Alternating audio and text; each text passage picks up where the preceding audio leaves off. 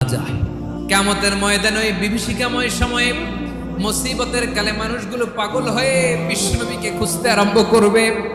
সবাই মিলে বিশ্বনবীর কাছে যেয়ে বলবে, ইয়া রাহমাতাল লিল আলামিন, দেখেন আমাদের কি অবস্থা, সূর্যের আলোতে ঘেমে হয়রান, আজকে কেউ সুপারিশ করতে পারবে না। সব নবীরা অপারগতা স্বীকার করেছে, তারা বলেছে আপনি ছাড়া কেউ নাকি আল্লাহর সামনে দাঁড়াতে পারবেন না, আপনি একটু সুপারিশ করেন। বিশ্বনবী বলবেন, আসো আসো, আজকের দিনে আমি ছাড়া আল্লাহর সামনে কেউ দাঁড়াতে পারবে না। বিশ্বনবী মাকামে মাহমুদে যে আল্লাহু আকবার বলে সিজদায় লুটিয়ে পড়বেন, বিশ্বনবী এমন ভাবে অজর দ্বারায় সিজদায় লুটিয়ে পড়ে কাঁদবেন, রব্বুল আলামিনের রহমতের দরিয়ায় জোশ লেগে যাবে।